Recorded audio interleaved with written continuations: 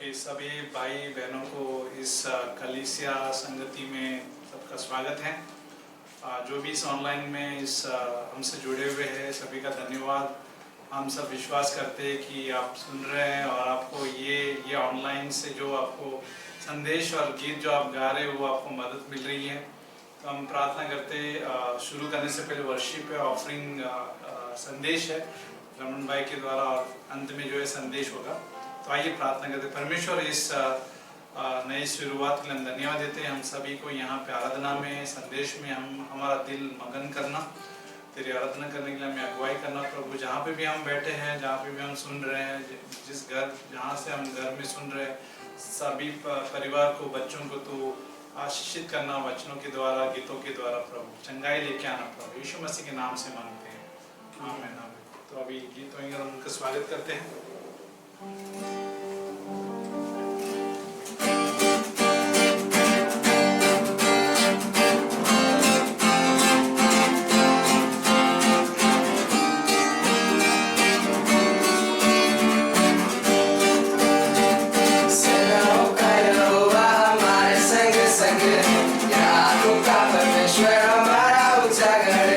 सेनाओं का यहोवा हमारे संग संग है, याकूब का परमेश्वर हमारे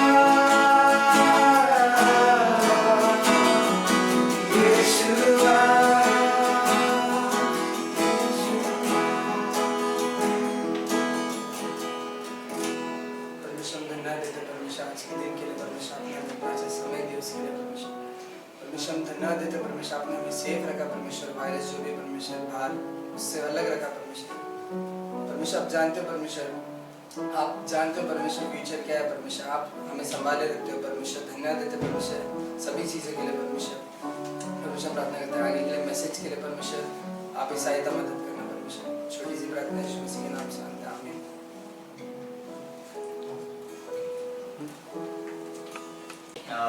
इस समय में परमेश्वर का धन्यवाद करते हैं और मैं धन्यवाद करता हूँ पास्टर रोशन का भी मुझे मौका दिया परमेश्वर के वचन से शेयर करने के लिए। और ये ऑफरिंग का समय है तो आइए हम एक वचन पढ़ेंगे व्यवस्था विवरण का 16 अध्याय और उसका 17 वचन हम रीड करेंगे।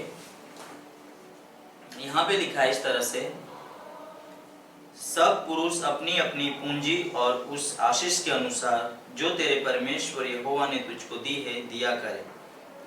तो यहाँ पर परमेश्वर जो है मूसा के द्वारा लोगों से बातें करता है। ये जो समय है तो परमेश्वर उनको बोलता है कि जब तुम कनान देश में जाने वाले हो, जो प्रॉमिस लैंड है उनका वादे का देश, तो परमेश्वर पहले से उनको बता रहा है हर एक चीज़ कि तुमको वहाँ जाके मेरे कैसे नियम पालना है, कैसे मेरी बातों को मानना है, कैसे आज्ञाएं मानना है, कैसे चलना है, कैसे जीना है। पहले से उनको हर एक चीज़ें परमेश्वर बता दे रहा है ताकि वहाँ जाके उनको कोई दिक्कत ना हो। तो यहाँ पर परमेश्वर पहले ही उनको बोल रहा है कि जब तुम उस देश में जाओगे, यदि आप इस 16 अध्याय को पढ़ोगे तो वहाँ लिखा है कि परमेश्वर तुम्हारे खेत में जो कुछ भी दे, तुम्हारे भेड़ बकरियों में, तुम्हारे अनाज में, तुम्हारे कोई भी चीज़ में परमेश्वर जो भी तुमको आशीष देता है उनकी उस चीज़ों में से तुम्हें तुम्हारे परमेश्वर को देना है करके। तो यहाँ पे 17 वचन में मूसा लोगों से ये बोल रहा है, परमेश्वर कह रहा है कि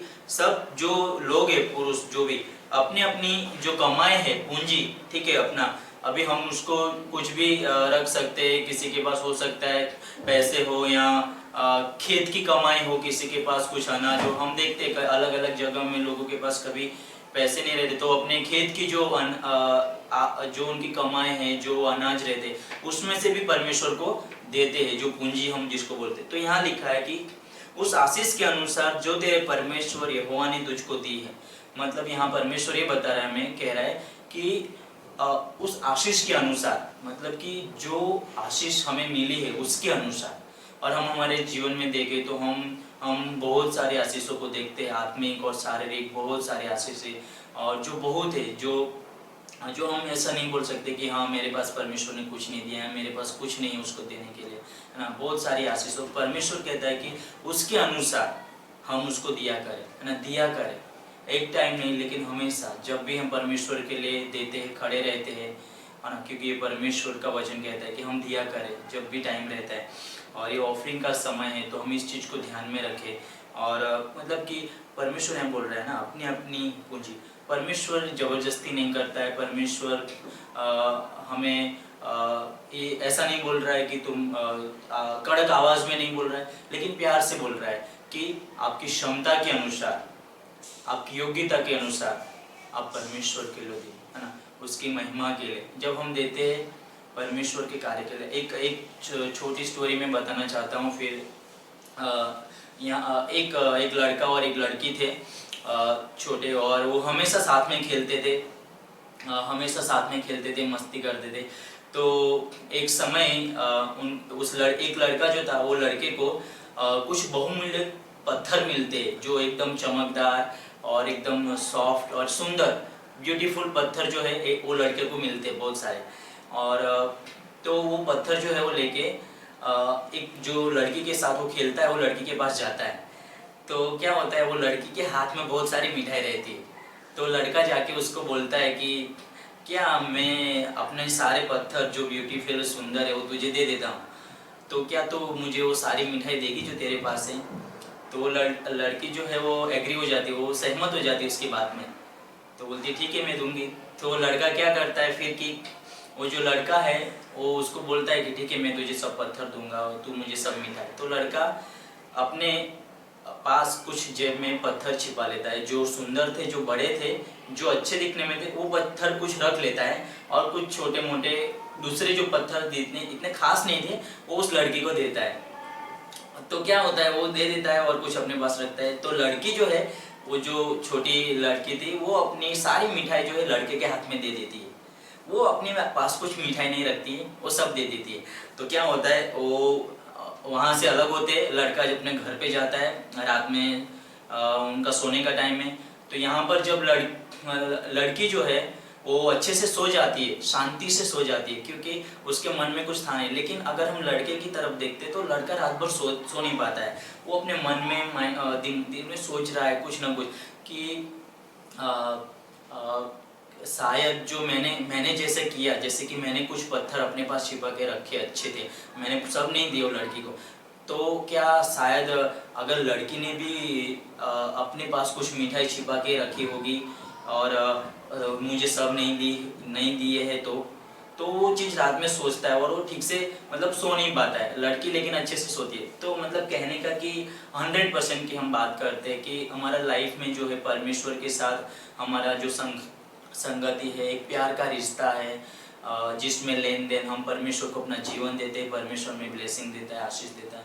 तो हम जो भी देते हैं ना, हमारे पास आज जो भी है वो हम जब देते हैं ना, तो वो पता है क्या है, 100% कि हम पूरा परमेश्वर को देते हैं। चाहे हमारा अपना मन हो, अपना जीवन, अपना समय हो परमेश्वर के लिए, या हमारे पास जो पूंजी है, जो कमाई है, जब हम वो देते हैं तो परमेश्वर नज़र में वो 100% है, एकदम पूरी तरह से, क्योंकि परमेश्वर के वचन के अनुसार हम करते हैं।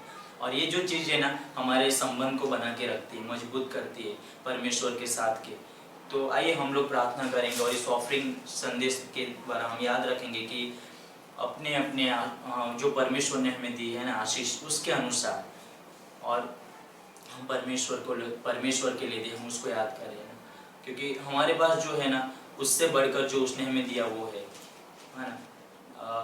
तो जो आशीषें है, जो सबसे बड़ी है परमेश्वर की हमारे जीवन में, जो हम पैसों से नहीं कमा सकते थे, जो हम खरीद नहीं सकते थे, वो चीज़ें परमेश्वर ने हमें दी है। तो आइए हम इस समय परमेश्वर को अपने जीवन और अपने हमारे पास जो कुछ भी उसके द्वारा हम परमेश्वर को भेंट दे और आशीष दे। प्रार्थना करेंगे।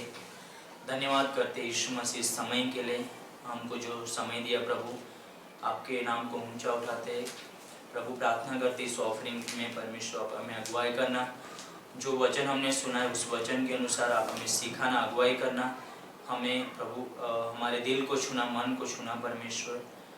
आपने बहुत सारी जो आशीषें दी परमेश्वर, उसके अनुसार परमेश्वर जो भी हमारे पास है उस क्षमता और योग्यता के अनुसार प्रभु आप हमसे मांग, आप चाहते कि हम आपको दे परमेश्वर। आप आशीषित करना, जो भी लोग दे रहे प्रभु, देते हैं परमेश्वर, उनके हर एक कामों को आशीष करना। हम जानते प्रभु ये जो टफ टाइम है, जो सिचुएशन है प्रभु, लेकिन हम प्रार्थना करते कि प्रभु जो लोग आप पे भरोसा रखते हैं वो कभी भी भूखे नहीं रहते, आपका वचन कहते हैं। हम प्रार्थना करते हैं परमेश्वर, सबके हर एक घरों के भंडारों को आप भरे रखना परमेश्वर, सबको आशीष देना, उनके हर एक जॉब में काम में परमेश्वर आशीष देना प्रभु। इसे प्रार्थना करते यीशु मसीह के नाम से मांगते हैं, आमीन।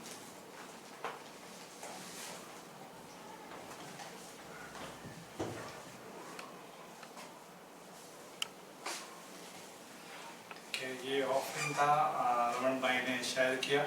अभी हम आगे बढ़ते हैं संदेश की तरफ। संदेश जो है समय का सदुपयोग के ऊपर है, रिडीमिंग द टाइम बोलते हैं इंग्लिश में। प्रत्येक खेल का एक सीमा होता है। अगर आप देखोगे कि ओलंपिक्स में 1 मिनट का भी खेल होता है, 1 मिनट में भागना है, या फिर 100 मीटर का रेस होती है उसमें भी भागना है। और कई बार आप फुटबॉल का अगर मैच देखोगे तो फुटबॉल के मैच में कुछ 90 मिनट का खेल होता है। अगर क्रिकेट मैच में देखोगे कि कितना एक तो 50 ओवर का मैच होता है, सीमा है, 50 ओवर का मैच है।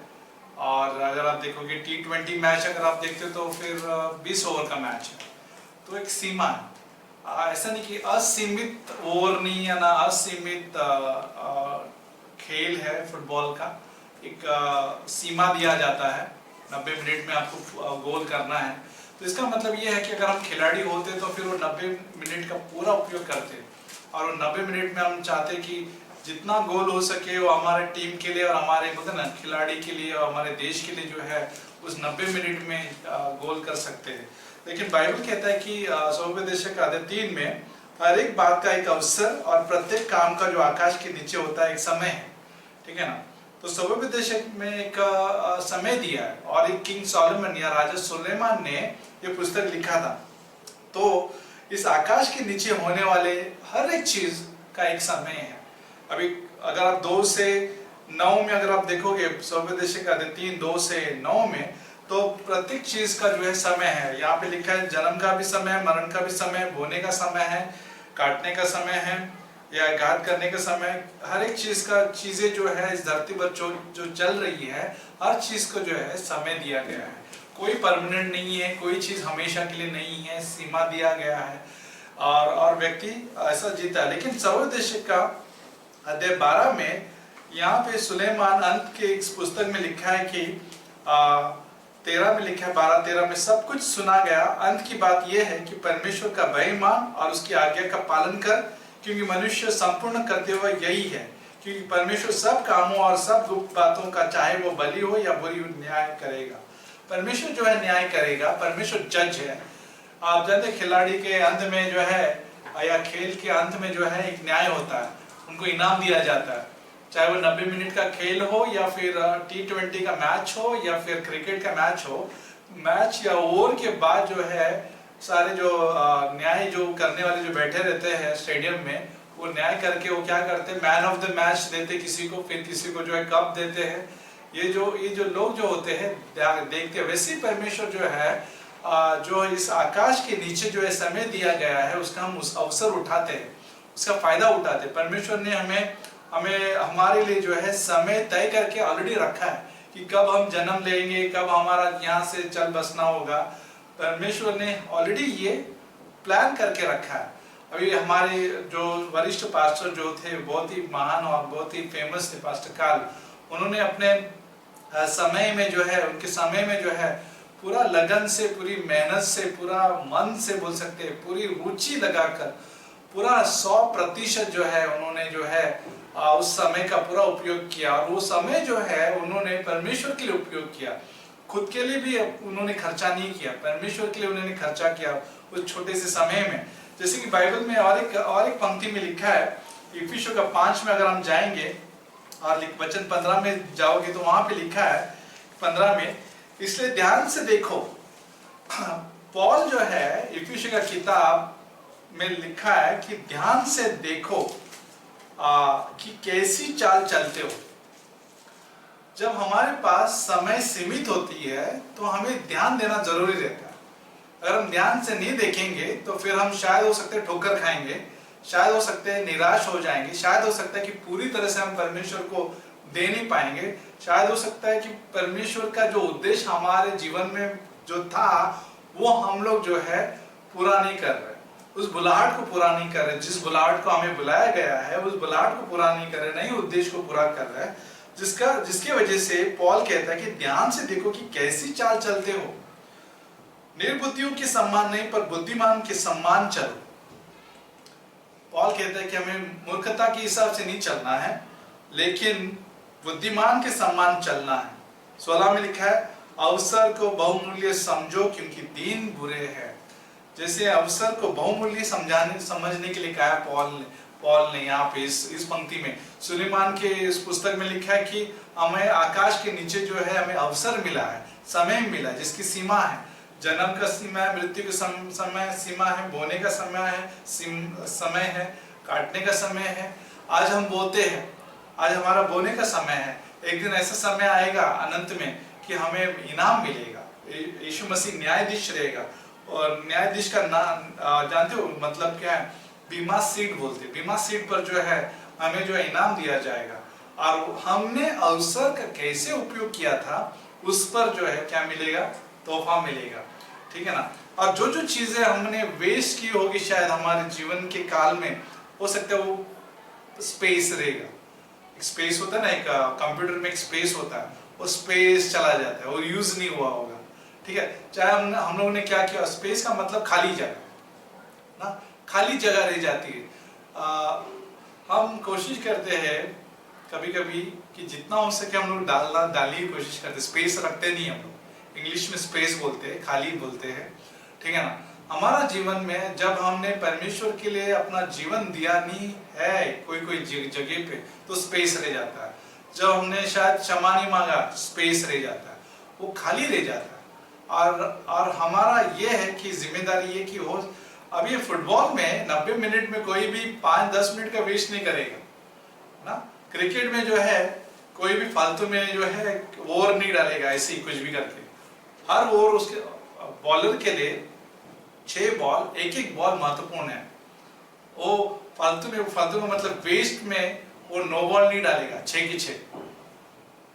बाय मिस्टेक जाएगा 9 बॉल, और वेस्ट नहीं करेगा 6 की 6। उसको मालूम है कि कितना कीमती है 6 बॉल विकेट के लिए, ठीक है ना। इसलिए वैसे ही हमारा जीवन है, हम लोग फालतू वेस्ट नहीं करते हैं, हम लोग व्यर्थ में नहीं डालते हैं, नहीं तो खाली जाता है, वेस्ट हो जाता है, ठीक है। परमेश्वर चाहता है कि पॉल के द्वारा कि हमें पूरा फायदा उठाना है। एक चीज है, नीति वचन का अध्याय 4 में वचन 5 में लिखा है कि हमें बुद्धिमान के जैसे क्यों चलना है, और क्यों इंपॉर्टेंट, इंग्लिश में विजडम बोलते हैं। और 4-5 में लिखा है नीति वचन का, बुद्धि को प्राप्त कर, समझ को भी प्राप्त कर, उनको भूल न जाना, न मेरी बातों को छोड़ना, बुद्धि को न छोड़, वो तेरी रक्षा करेगा, उसकी प्रीति रख, वो तेरा पहरा देगी। बुद्धि श्रेष्ठ है, इसलिए उसकी प्राप्ति के लिए यत्न कर। जो कुछ तू प्राप्त करे उसे प्राप्त तो कर, परंतु समझ की प्राप्त का यत्न घटने ना पाए। समझदारी बहुत जरूरी है। जब हम बुद्धि कहने मतलब जब समय का हम लोग उपयोग करते हैं, अवसर का पूरा फायदा उठाते हैं, तो क्या जरूरी है हमारे लिए? बुद्धि। अगर बुद्धि नहीं रहेगी तो क्या हो जाएगा? मूर्खता के जैसे हम लोग वेस्ट करेंगे, कुछ भी करेंगे, ठीक है ना। हम ठीक से निवेश नहीं करेंगे, इन्वेस्ट नहीं करेंगे। इस छोटे से समय में, छोटा समय दिया गया इस धरती पर, और छोटे समय में हमें पता होना चाहिए कि कैसे हम लोग निवेश करते हैं, ठीक है ना। अगर हमें नहीं पता है कि कैसे निवेश करते हैं, तो फिर हमें बुद्धि की जरूरत है। पहला राजा का अध्याय 3 में भी याद है वो कहानी, राजा सुलेमान को परमेश्वर गिबोन में जो है स्वप्न के द्वारा दर्शन देता है, और परमेश्वर उसको पूछता है सुलेमान को कि तुझे क्या चाहिए जो मैं तुझे दूं। सुलेमान कहता है कि मैं बच्चा हूँ, छोटा बच्चा हूँ, ना मैं भीतर आना जानता हूँ, ना बाहर जाना जानता हूँ, तो मुझे समझदारी नहीं है। इतने लोगों को जो अगुवाई करने के लिए मेरे पास समझ नहीं है, मुझे बुद्धि देना। परमेश्वर प्रसन्न हो गया कि वो परमेश्वर से ऐसी चीज की मांग कर रहा है जिस चीज से परमेश्वर ने सारी सृष्टि की रचना की थी, वो किससे की थी? बुद्धि से की। इसलिए साइंस डिस्कवर करता है, विज्ञान डिस्कवर करता है, गणित डिस्कवर करता है, हर चीज का क्लॉक क्लॉक का मतलब घड़ी जो चलती है सूर्य की और चंद्र की, और ग्रेविटेशनल फोर्स या गुरुत्वाकर्षण बोलते हैं, उस सारी चीज की जो घड़ी है, टाइमिंग्स है, इस पूरा साइंस डिस्कवर कर रहा है उस बुद्धि का। साइंस तो सिर्फ खाली डिस्कवर कर रहा है कि परमेश्वर ने क्या किया। साइंस ने कुछ किया नहीं है, साइंस सिर्फ प्रकट करता है कि हाँ ये है बाबा, ये है करके, बस और कुछ नहीं करता है ना।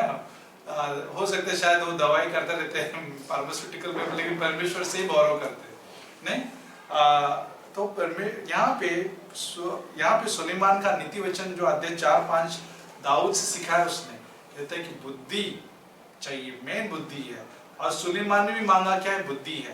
परमेश्वर इतना प्रसन्न हुआ कि जो चीज उसने मांगी नहीं थी उससे वो दी, उसके बुद्धि के साथ साथ। क्लोजिंग में बुद्धि क्या है वो देखते हैं। बुद्धि का मतलब कहां से आता है? लास्ट में याकूब का अध्याय 3 में जाते हैं, और याकूब का अध्याय 3 में वचन 13 में लिखा है, तुम में ज्ञानवान और समझदार कौन है? जो ऐसा हो वो अपने कामों को अच्छे चाल चलन से उस नम्रता सहित प्रकट करे जो ज्ञान से उत्पन्न होती है ना।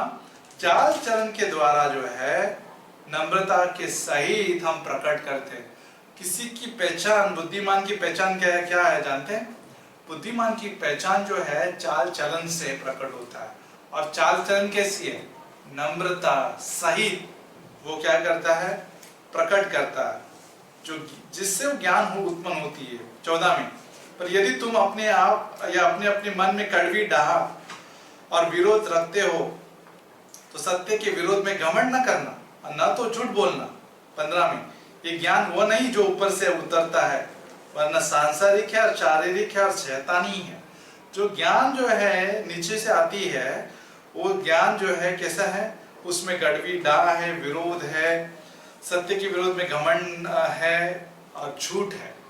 जो झूठ, जो घमंड, जो कड़वी डाह, विरोध जो आता है वो नीचे की बुद्धि से आती है। और जो नीचे की बुद्धि से जो आती है वो कैसा है, खाली जगह है, स्पेस बोलते हैं। जब हम इस प्रकार से जीवन जीते हैं तो हम लोग टाइम वेस्ट कर रहे हैं। कड़वाहट जीवन जीते हैं, टाइम वेस्ट कर रहे हैं। अगर हम घमंडी जीवन जीते हैं, टाइम वेस्ट कर रहे हैं। विरोध रखते हैं, टाइम वेस्ट कर रहे हैं। ना झूठ बोल रहे हैं, टाइम वेस्ट कर रहे हैं। ठीक है, हमारे पास समय बहुत कम है और छोटे से समय में हम लोग कैसा जीवन जीना है, बाइबल 3 जगह पे प्रकट करता है। याकूब का 3:13 में भी प्रकट करता है, नीति वचन का 4:5 में भी प्रकट करता है, इफिसियों का 5 जो हम लोगों ने पढ़ा 15 में भी प्रकट करता है। और ये सारी बातें जो यहाँ पे लिखा है। अभी जहाँ डाह और विरोध होता है वहाँ बखेड़ा और हर प्रकार का दुष्कर्म भी होता है 17 में। पर जो ज्ञान ऊपर से आता है वो पहले तो पवित्र होता है, फिर मिलनसार होता है, पीस होता है उसमें, पीस जो ऊपर से जो बुद्धि आती है, पवित्र होता है, जो होली बोलते हैं, कोमल रहता है, मृदु भाव रहता है और दया रहता है और अच्छे फलों से लदा हुआ रहता है, पक्षपात और कपट रहित होता है, उसमें हिपोक्रेसी नहीं है ना पार्शलिटी रहता है, उसमें कैसे परमेश्वर का काम दिखाई देता है जो ऊपर से जो बुद्धि आती है।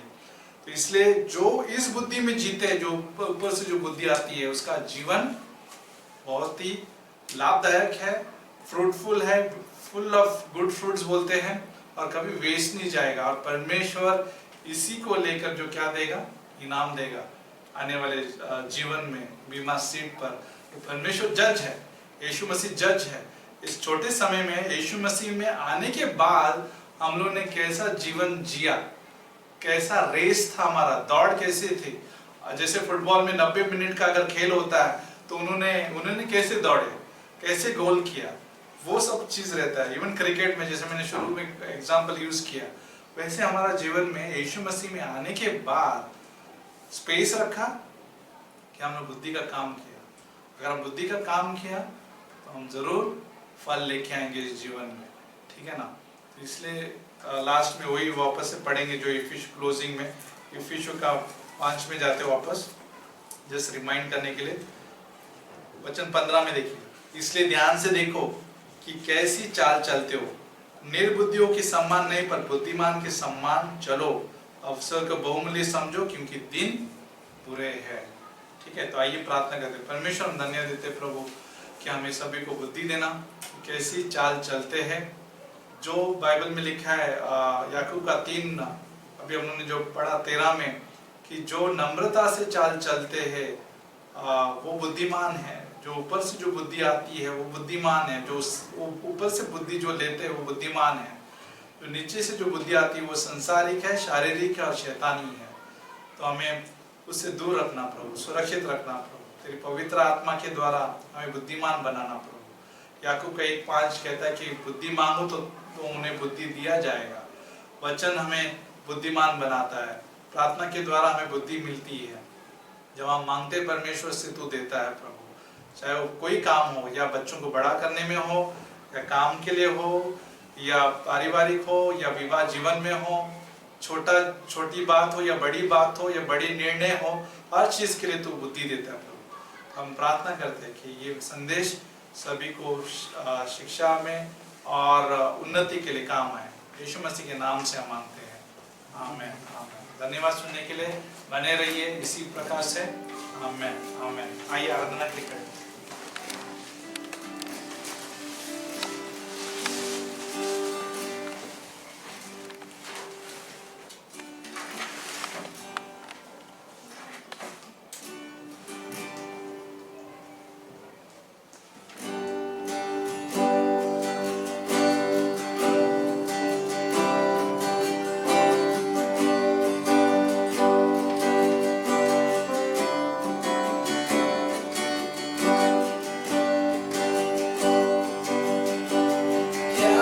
सकता हूँ, मैं क्या ला सकता हूँ, कहता तुझे बस शुक्रिया।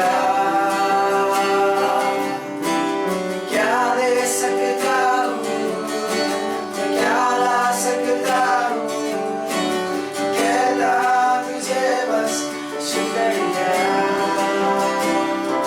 शुक्रिया,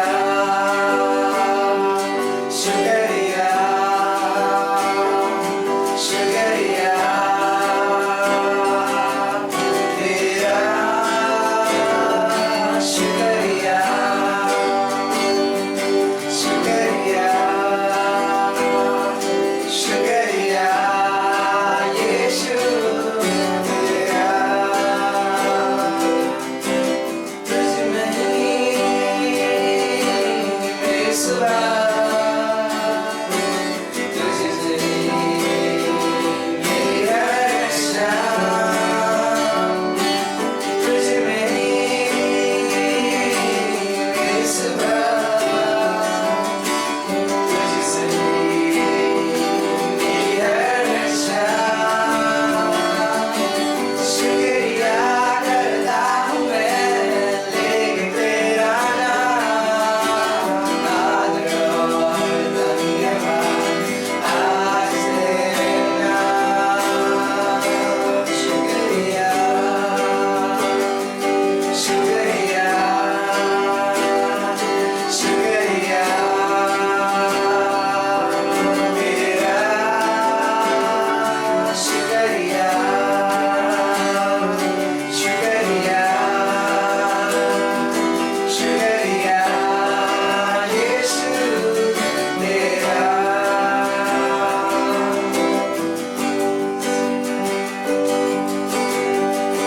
सारी दुनिया तेरी है, सब कुछ तूने रचाया है, मुझको भी तूने बनाया है, तेरे जैसा किया है। सारी दुनिया तेरी है, सब कुछ तूने रचाया है, मुझको भी तूने बनाया है, तेरे जैसा किया है। क्या दे सकता हूँ, क्या ला सकता हूँ, कहता तुझे बस शुक्रिया। क्या दे सकता हूँ, क्या ला सकता हूँ, कहता तुझे बस शुक्रिया, शुक्रिया, शुक्रिया, शुक्रिया तेरा, शुक्रिया, शुक्रिया, शुक्रिया यीशु तेरा।